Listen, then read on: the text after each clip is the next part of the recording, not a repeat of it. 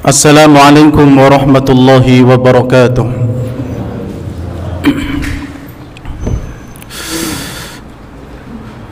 Innal hamdalillah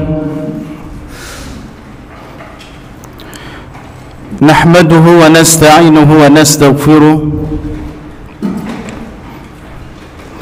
wa na'udzu billahi min shururi anfusina wa min sayyiati a'malina. من يهده الله فلا مضل له ومن يضلل فلا هادي له أشهد أن لا إله إلا الله وحده لا شريك له وأشهد أن محمدا عبده ورسوله صلى الله عليه وعلى آله وأصحابه ومن سار على نهجه وتمسك بسنته إلى يوم الدين وسلم تسليما كثيرا. أما بعد. Jamaah kaum muslimin wal muslimat rahimani wa rahimakumullah. Alhamdulillah, segala puji hanya milik Allah tabaraka wa ta'ala yang telah memberikan kemudahan kepada kita untuk bisa datang ke majelis ilmu,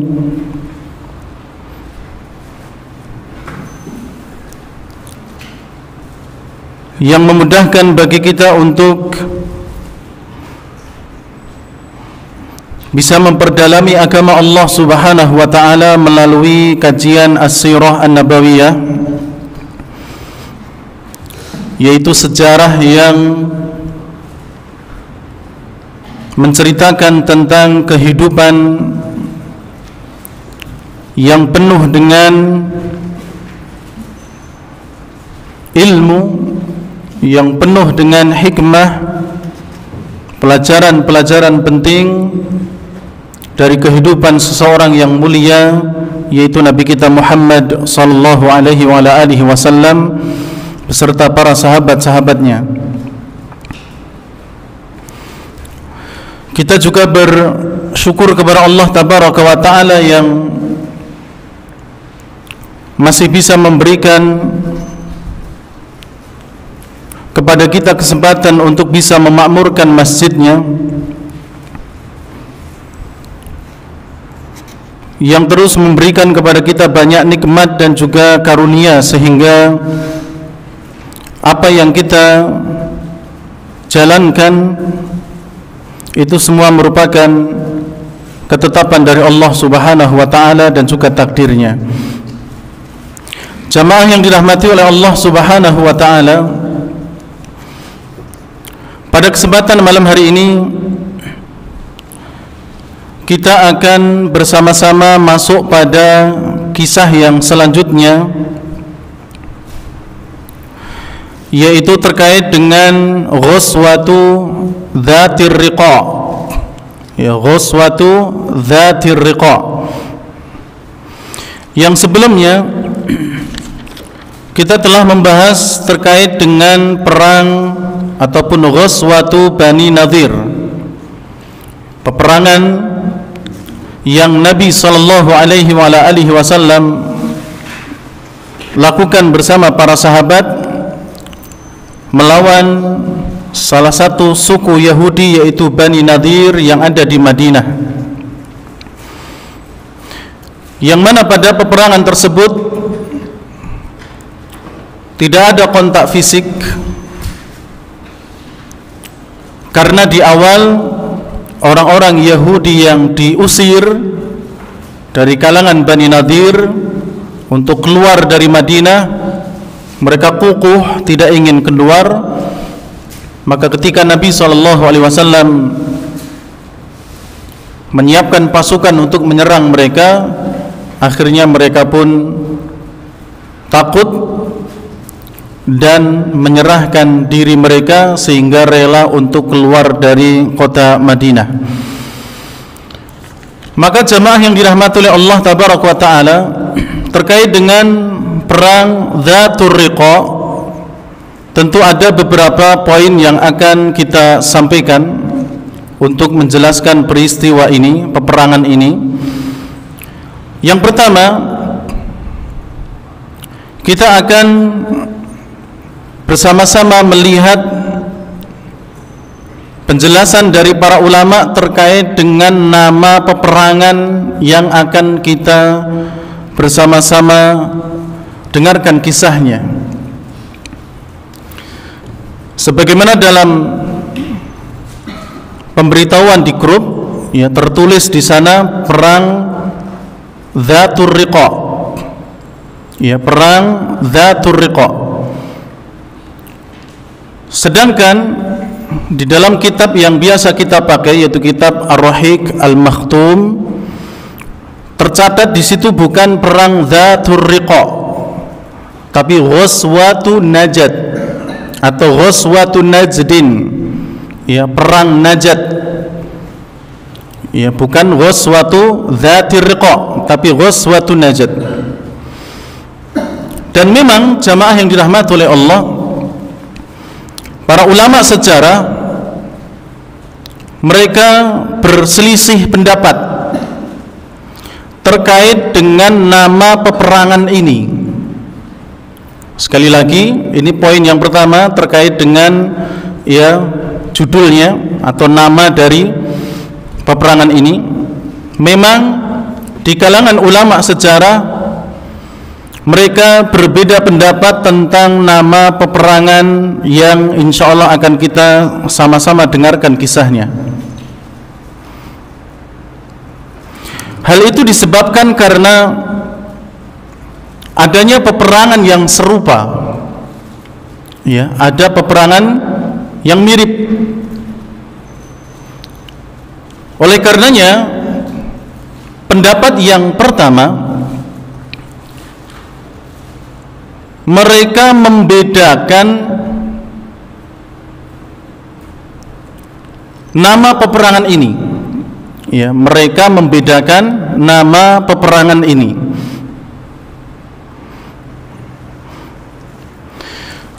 Yang pertama,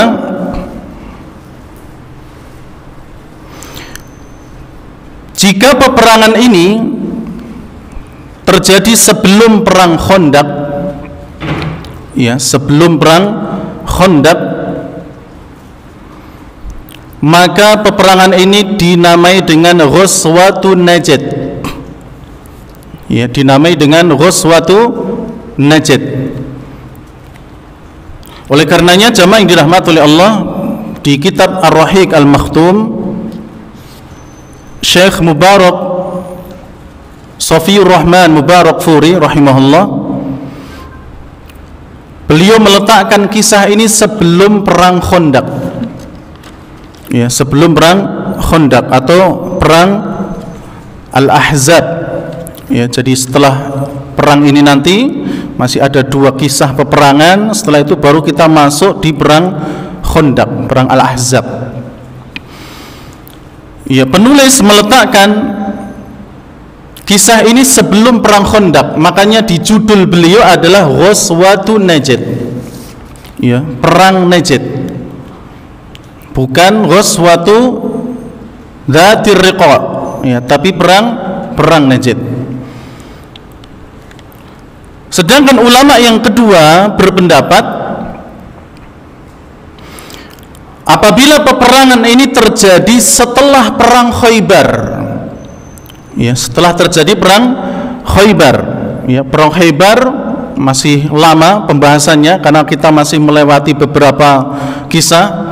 Masih ada perang Khandaq, kemudian nanti masih ada perjanjian Hudaybiyah, ya, di mana Nabi SAW dan kaum muslimin dicegat oleh kafir Quraisy untuk tidak boleh masuk ke kota Mekah untuk menunaikan ibadah umroh, ya, dan itu di bulan Dzulqa'dah, ya, dicegah sehingga terjadi perjanjian Hudaybiyah. Kita masih melewati beberapa kisah, baru nanti masuk di pembahasan perang Khaybar, ya, perang Khaybar, yang mana perang Khaybar ini nanti, ya, kaum muslimin akan melawan orang-orang Yahudi, dan termasuk di sana nanti terbunuhnya ayah dari Safiyah bintu Huyai radhiyallahu taala anha, istri Nabi sallallahu alaihi wasallam yang masih Yahudi tentunya.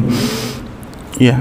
Maka bagi mereka ulama yang menyatakan bahwa perang ini setelah Khaybar, maka dinamai dengan Ghazwatu Dzatir Riqa. Ya, Ghazwatu Dzatir Riqa. Perang Dzatur Riqa. Ini pendapat yang kedua. Kemudian pendapat yang ketiga,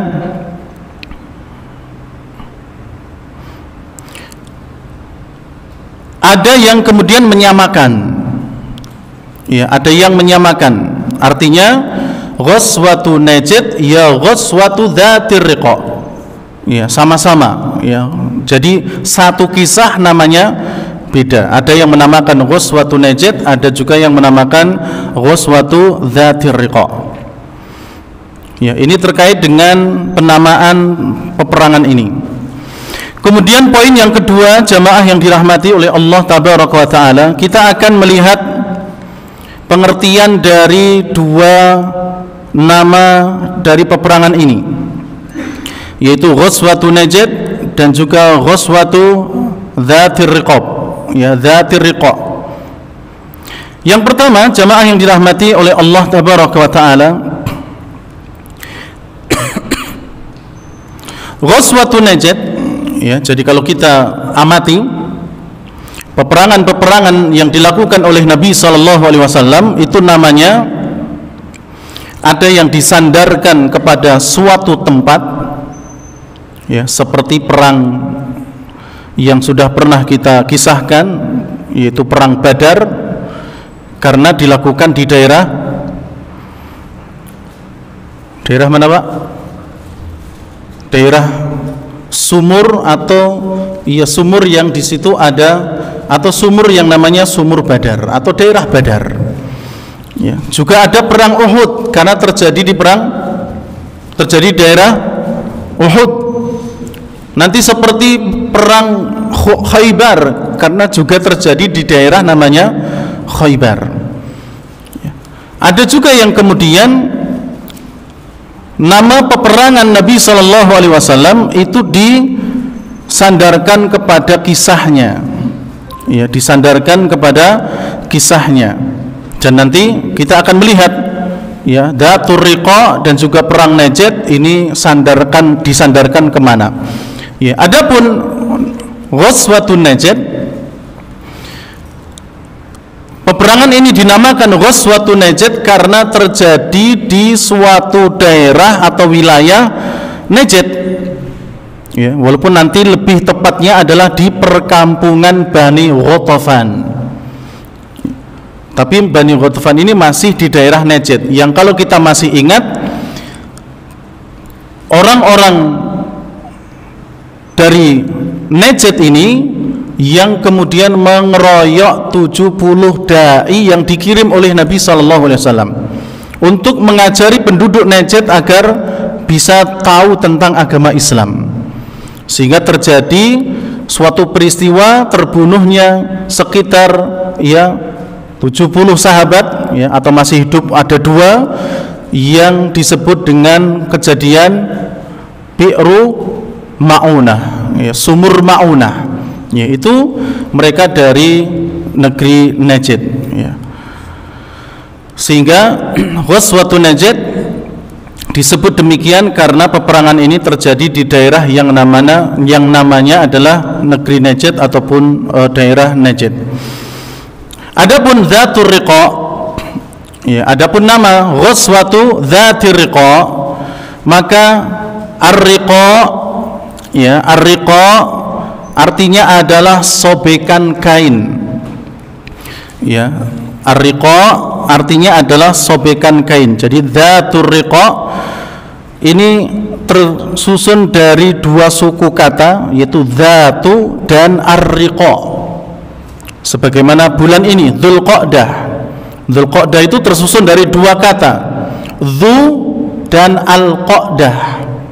Ya, Dzu pemilik, Al-Qa'dah tempat duduk.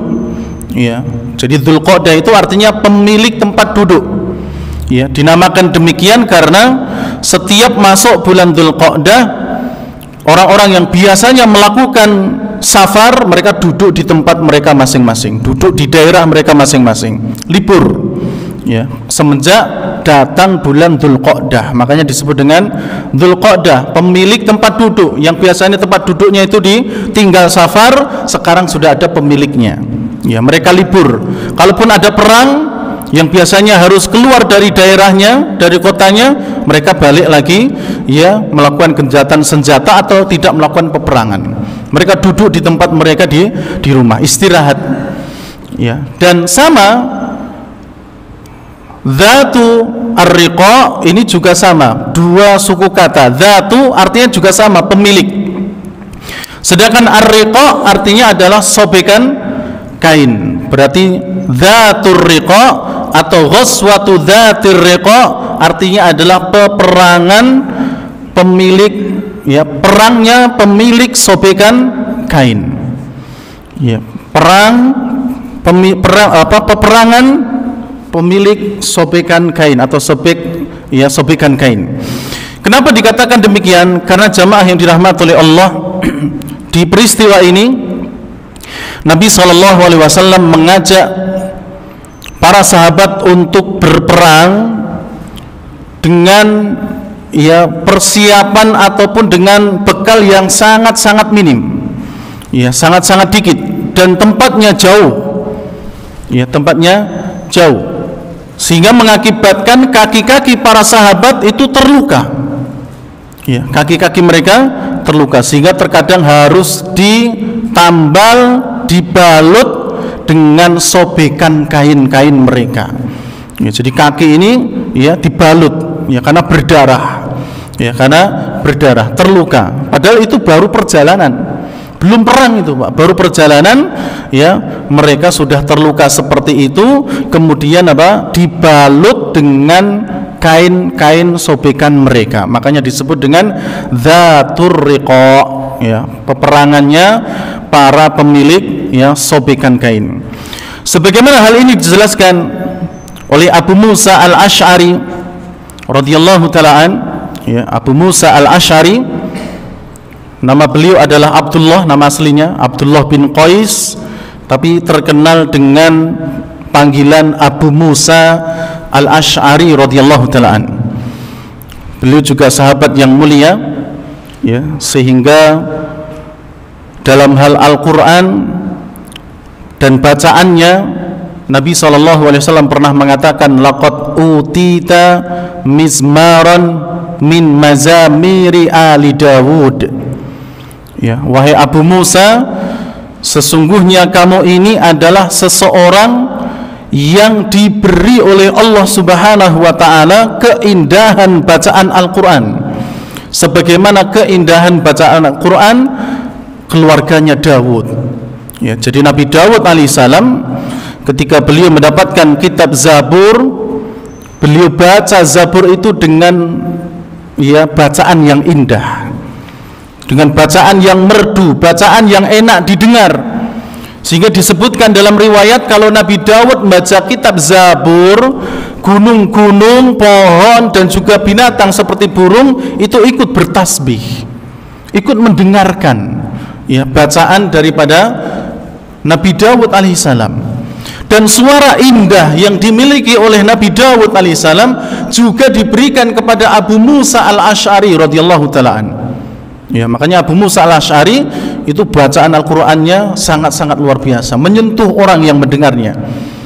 Ya, sampai-sampai Abu Bakar As-Siddiq kalau ketemu Abu Musa al-Asy'ari, dia minta supaya dibacakan salah satu dari ayat dari Al-Qur'an. Ya, karena ingin mendengarkan bacaan beliau yang sangat luar biasa. Abu Musa al-Asy'ari pernah berkisah, karena beliau termasuk yang ikut dalam perang ini, Ghazwatu Najd atau Ghazwatu Dzatir Riqa. Kharajna ma'an Nabi sallallahu alaihi wasallam fi ghazwatin. Suatu hari kami pernah keluar, yaitu para sahabat, bersama Nabi sallallahu alaihi wasallam dalam suatu peperangan. Wa nahnu sittatu nafarin bainana ba'irun na'takibuhu. Kata Abu Musa al-Asy'ari, dan bagi 6 pasukan, yakni 6 sahabat itu diberi 1 unta untuk mereka gunakan berjalan. Ya, untuk mereka gunakan berjalan. Jadi setiap 6 pasukan 1 unta. Ya, dalam riwayat disebutkan saat itu pasukan Nabi yang akan berperang ini berjumlah 400 sampai 700 sahabat. Ya, katakanlah 400. Ya, 400 sahabat ikut dalam peperangan ini, dan setiap 6 dari pasukan diberi 1 unta. Nah, takibuhu, kata Abu Musa al-Asy'ari, yang mana 1 unta itu kami jadikan untuk bergiliran naik. Ya, untuk giliran naik. Ya, jadi 1 orang naik, 5-nya masih di bawah. Nanti 1-nya turun baru naik yang orang kedua. Ya, katakanlah setiap naik itu 1 jam misalnya. Berarti orang yang terakhir ini harus nunggu 6 jam untuk bisa naik. Ya, makanya tadi saya katakan, ya, perjalanan yang secara perbekalan itu sedikit. Ya, dan nanti insya Allah jika tidak lupa akan kita sampaikan kenapa sampai demikian. Ya, bahkan jumlah 400, bahkan sampai 700, hitungan saat itu ada jumlah yang sedikit. Ya, jadi kenapa Nabi harus berjalan bersama para sahabat dengan jumlah yang sedikit, 400 sampai 700 orang saja. Sedangkan perbekalan mereka kurang. Kendaraan mereka saja 1 unta untuk 6 orang bergiliran. Ya, kita nanti akan sampaikan kenapa demikian. Insyaallah. Fa naqibat aqdamuna wa naqibat qadamaya wa saqatat adfari. Karena, ya, 1 binatang itu 6 orang bergantian dan perjalanannya itu jauh, maka terlukalah kaki-kaki kami. Ya, jadi kaki-kaki para sahabat itu terluka. Bahkan kata Abu Musa al-Asy'ari, wa naqibat qadamaya, kedua kakiku pun juga terluka. Jadi Abu Musa al-Asy'ari kedua kakinya pun juga terluka, wa saqatat adfari, bahkan sampai kuku kaki itu copot. Ya, sehingga benar-benar berdarah. Ya, kalaupun enggak berdarah jelas itu sakitnya. Ya, jelas sakitnya. Wa kunna nalufu ala arjulina al-khiraqa, maka kami pun tambal, kami tutup luka-luka kami itu, darah-darah itu dengan sobekan-sobekan kain. Fasumiyat ghazwatu dzatir riqa, oleh karenanya peperangan ini dinamakan dengan dzatur riqa. Ya, perangnya para pemilik sobekan-sobekan kain. Ya, berarti dzatur riqa namanya dinisbahkan, disandarkan kepada kisah peperangan ini. Jadi luar biasa jamaah yang dirahmati oleh Allah tabaraka wa taala. Ya, para sahabat mereka membersamai Nabi SAW di dalam, ya, pertempuran, ya, yang terkadang menjadikan mereka sakit sebelum berperang. Oleh karenanya, ya, tidaklah perkara yang mustahil kalau kemudian mereka para sahabat adalah orang-orang yang sangat mulia di sisi Allah Subhanahu wa taala. Jadi itu, ya, pengertian daripada dzatur riqa ataupun ghazwatu an-najd. Ya, ghazwatun najd. Kemudian jamaah yang dirahmati oleh Allah tabaraka wa taala, kapan terjadi peperangan ini? Ya, ini poin yang ketiga mungkin. Okay. Tahun kejadian peperangan ini. Jamaah yang dirahmati oleh Allah tabaraka wa taala, para ulama juga berselisih tentang kapan peperangan ini terjadi. Ya, kapan peperangan ini terjadi? Pendapat pertama mengatakan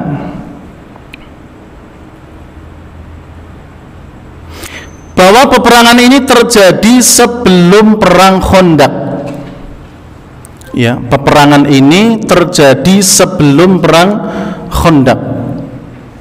Dan ini tidak sedikit ulama yang mengatakannya, artinya yang berpendapat bahwa perang Ghazwatun Najd atau Ghazwatu Dzatir Riqa itu terjadi sebelum perang Khandaq.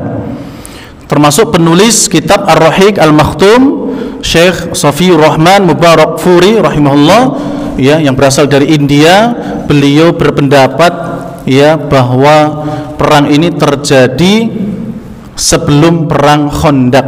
Karenanya kisahnya ditaruh sebelum kisah perang Khandaq.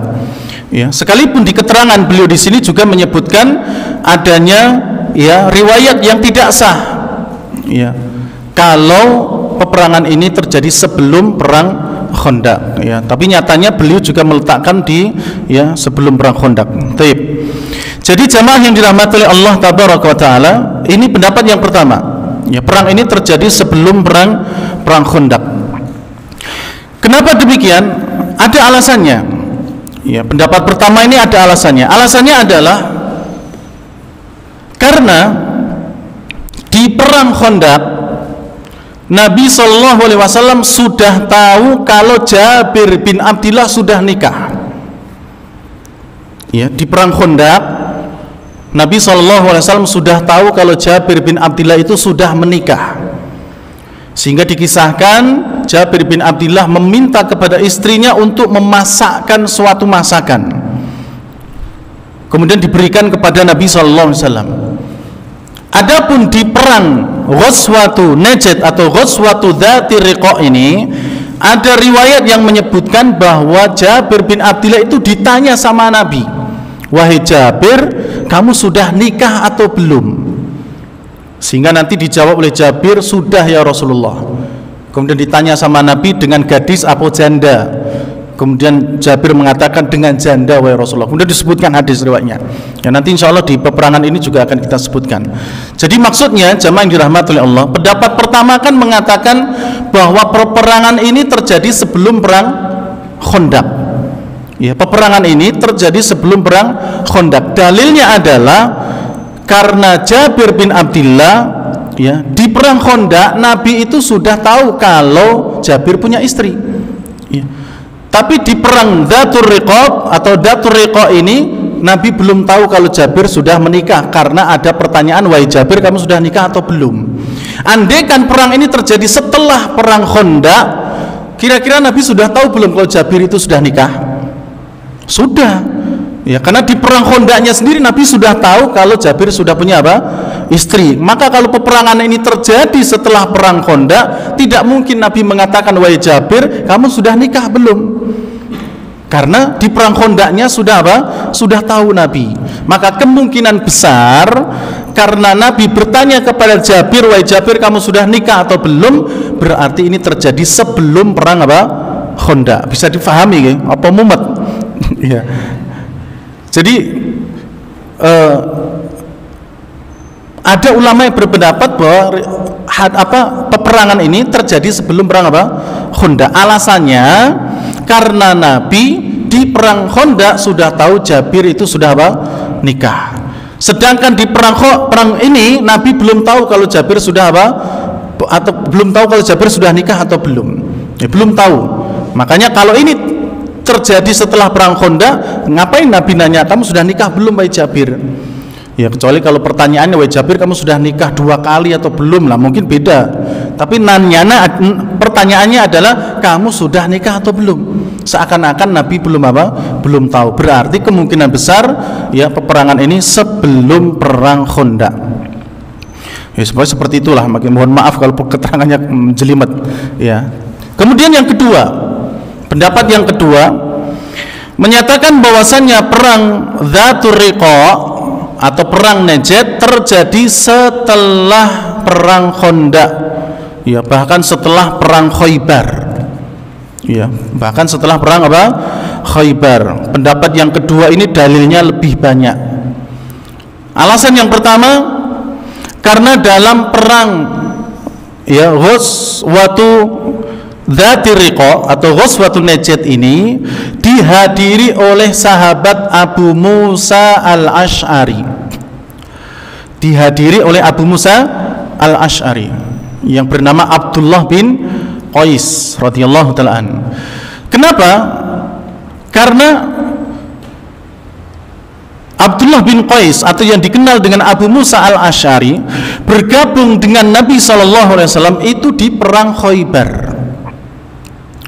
Ya, bergabungnya Abu Musa Al-Asy'ari sehingga ketika di perang Uhud, di perang Badar, di perang-perang sebelumnya ini belum ada nama Abu Musa.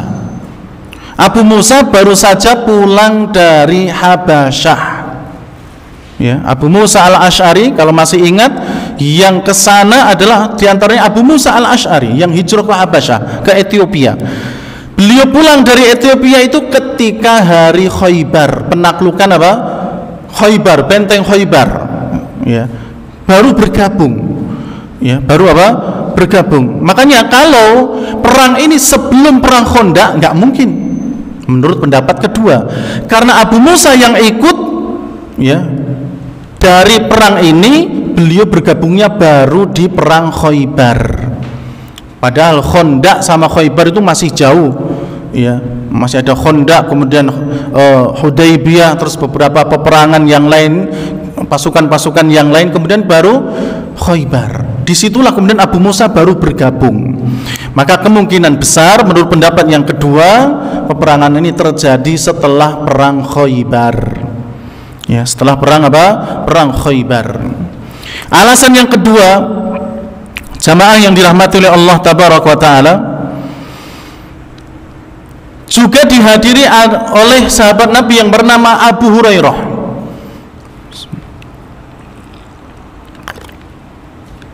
Abu Hurairah radhiyallahu ta'ala atau nama aslinya adalah Abdurrahman bin Sakhr.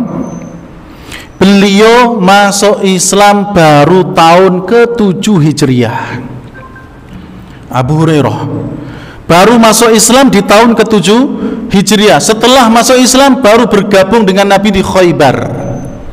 Ya, bahkan ada riwayat yang menyebutkan masuk Islamnya Abu Hurairah itu di hadapan Nabi pas Khaybar, pas mau penaklukan benteng Khaybar itu, ya, di tahun ke-7 Hijriah.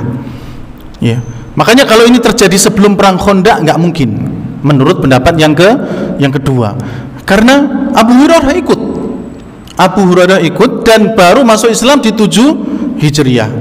Dan ini luar biasanya Abu Hurairah, ya, bersama Nabi berarti hanya berapa tahun, Pak? Masuk Islamnya baru 7 Hijriah. Bersama Nabi berapa tahun? Kapan Nabi meninggal? 10 apa? 10 Hijriah. Dari 7 ke 10 berarti hanya berapa tahun? 3 tahun kurang lebihnya. Tapi beliau manfaatkan 3 tahun itu untuk menimba ilmu dari Nabi SAW dan menjadi ulamanya para sahabat. Hafal hadis sekian banyaknya Abu Hurairah. Ya, kita sering membaca an Abi Hurairah 3 tahun, Pak. Beliau gunakan dengan sebaik-baiknya, dan ini contoh bagi kita. Kita gunakan kapanpun kita belajar, walaupun cuma ba'da maghrib sampai isya. Ya, terkadang sekarang datang, besok tidak. Ya, besoknya lagi tidak, besok datang. Ya, ada yang bulanan nggak datang baru berapa hari sudah pergi lagi. Ya, Pak Parno itu. Ya, karena berlayar.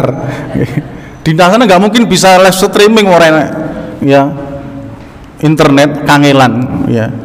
Maka sedikit ini manfaatkan, ya, untuk belajar. Abu Hurairah ini sebagai contoh bagi kita. Walaupun durasinya hanya pada maghrib sampai isya, mungkin isya sampai jam 8 saja, mungkin seminggu pisan, ya. Jadi sini penuh, tapi kan terkadang nggak bisa hadir. Manfaatkan dengan baik, ya. Maka sebagaimana Abu Hurairah, ya, cuma 3 tahun bersama Nabi, tapi luar biasa. Beliau bisa mengambil sebanyak-banyaknya ilmu. Karena di di tahun ke-10 Hijriah Nabi meninggal. Ya, Nabi meninggal.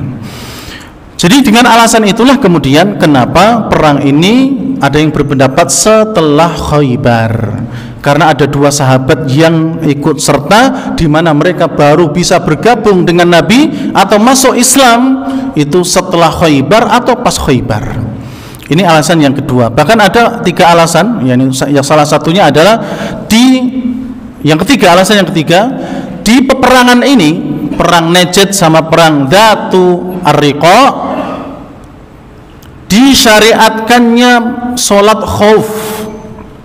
Ya, sholat khauf, yang mana para ulama mengatakan sholat khauf tidaklah terjadi kecuali setelah perang Khandaq.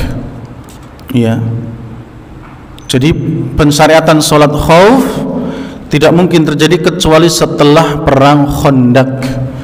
Ya, oleh karenanya jamaah yang dirahmati oleh Allah Tabaraka wa Taala, ya, ada ulama yang mengatakan dengan alasan ini bahwa ya perang Dzatur Riqa ini terjadi setelah Khaybar atau setelah Khandaq.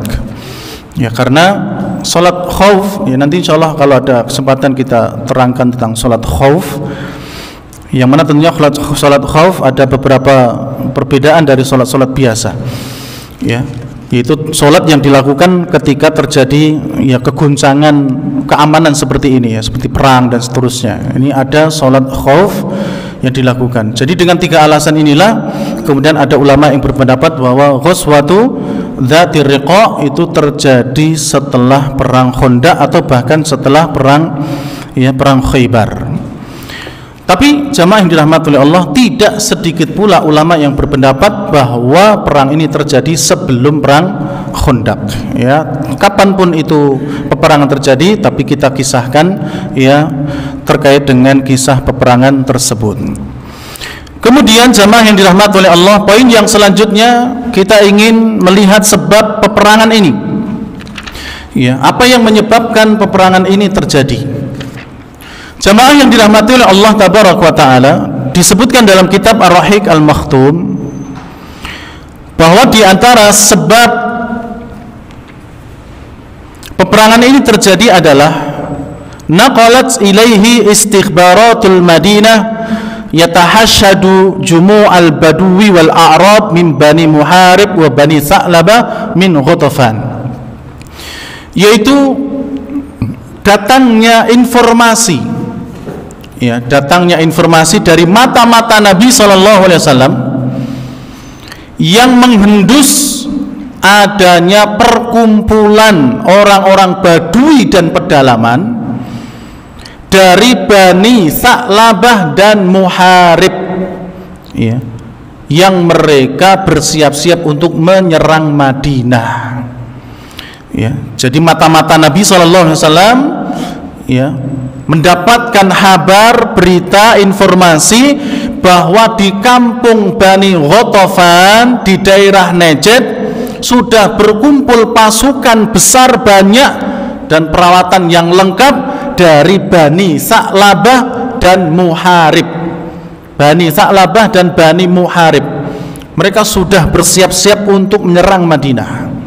Ya, sudah bersiap-siap untuk menyerang Madinah.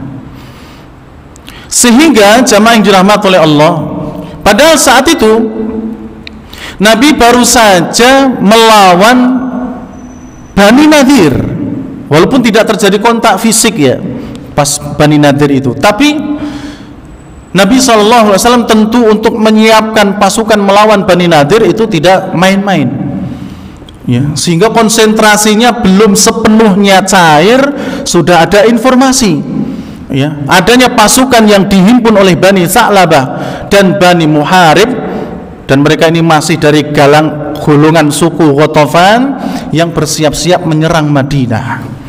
Dan nanti ya kita akan sampaikan bagaimana kondisi Madinah saat itu. Ya, kondisi Madinah memang sedang terpencar konsentrasinya, sehingga tadi efeknya adalah Nabi hanya membawa 400 sampai 700 sahabat. Maka ketika mendengar itu jamaah yang dirahmati oleh Allah, fasara an-nabiy sallallahu alaihi wasallam ila al-khuruj. Nabi sallallahu alaihi wasallam pun bersegera menghimpun pasukan keluar dari Madinah untuk mendatangi kampung Bani Ghatafan, ya, kampung Bani Ghatafan, untuk menyerang mereka, ya, untuk menyerang mereka. Kemudian jamaah yang dirahmati oleh Allah Tabaraka wa Ta'ala, itulah sebab kenapa peperangan ini terjadi, ya, karena sudah ada pasukan yang siap-siap untuk menyerang Madinah, maka Nabi SAW pun bersegera Dan ini taktik beliau, ya. Beliau langsung merespon, ya, dengan keluar membawa pasukan. Walaupun sesekali beliau tinggal di tempat, ya, tinggal di tempat, ya, seperti perang Badar misalnya, ya, perang Badar Nabi melawan, ya, merespon, pergi keluar dari Madinah. Perang Uhud, ya, sempat ada yang berpendapat di dalam saja kita tunggu musuh, tapi ada dorongan untuk kita keluar saja. Akhirnya keluar ke daerah Uhud. Tapi sesekali Nabi juga apa? Ya, meresponnya dengan tetap berhenti di Madinah saja tanpa harus keluar di daerah dari Madinah. Ini, ya, Nabi langsung merespon informasi dari mata-mata beliau. Jadi memang mata-mata itu dari dulu sudah ada. Ya, bahkan sampai sekarang pun tentu para, ya, tentara, polisi dan seterusnya, mereka memiliki mata-mata untuk bisa memberikan informasi yang otentik dan seterusnya dari kejadian-kejadian yang ada. Kemudian yang terakhir terkait dengan poinnya adalah tempat peperangan, ya, tempat peperangan.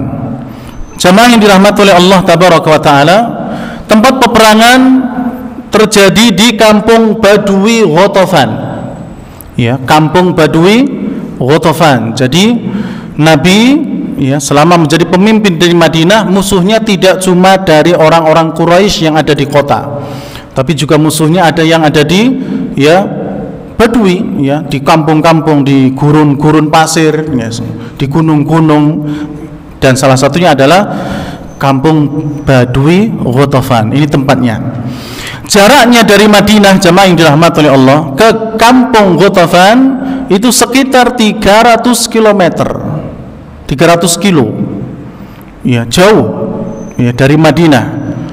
Ya, jauh. Makanya tadi sampai luka-luka kakinya para sahabat. Ya. Karena mereka malamnya mungkin kedinginan, paginya kepanasan. Ya, jadi berjalannya di bawah panas terik, istirahatnya mereka di bawah angin yang sangat dingin. Ya, saat itu jangan bayangkan, ya, 300 km, ya, seperti dari Sukoharjo kemana misalnya, ke Semarang aja kalau tidak salah baru 200. Ya, kalau dibayangkan sekarang yang enak-enak saja, ada warung Ginastel, ya, ngelak tinggal mampir beli, ada warung-warung minuman banyak. Dahulu nggak ada. Ya, berat. Ya, tantangan para sahabat perang saat itu adalah sangat-sangat berat sekali. Jadi jauh, 300 km. Arahnya yaitu timur laut Madinah.